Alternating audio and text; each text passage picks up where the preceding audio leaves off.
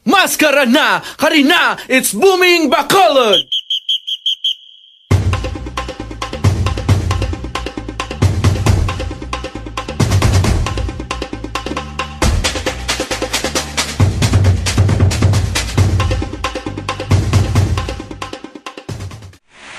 Ngayon, pupunta ako sa Bacolod para makita ang Maskara Festival.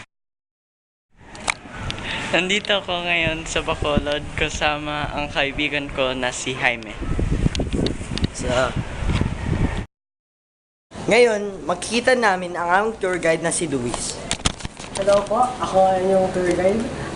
Pasok muna tayo. Punta tayo sa loob. Mag-usap natin ang Maskara Festival. Welcome sa Bacolod City. Ngayon nga po sa linggo na ito, ginaganap na ang Maskara Festival. Masaya talaga pag ginaganap ito. Sobrang magarbo, sobrang makulay. Talaga saya. Kaya tinawagan ang pista nito Festival of Smiles. Di ba?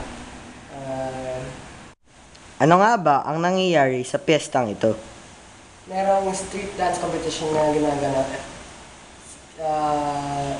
At merong beauty pageant na ngayon nga po ang ikasampung anniversary ng competition na ito. Ano ang kasaysayan ng Maskara Festival? Meron kaming video na hinanda doon para sa mga bisita namin dito. Magandang hapon sa inyong lahat. Ako ang aking residing historian ng aking pangkat na si Gabriel Carriaga. Tatalakayin ko ngayon ang pista ng Maskara. Nagsimula ang pista noong 1980 na nagkaroon ng mga krisis sa Negros. Una, bumagsak ang produksyon ng asukal dahil sa mga pamalit na na-discover ng Estados Unidos tulad ng corn syrup na mas mura. Pangalawa, MV Don Juan ay lumubog dahil bumangga ito sa isang tanker at maraming namatay na Negrense. Subalit sa gitna ng mga trahedya at krisis na hinaharap, nagsama-sama ang mga tao at nagpasyang gumanap ang isang pista ng mga ngiti o Festival of Smiles.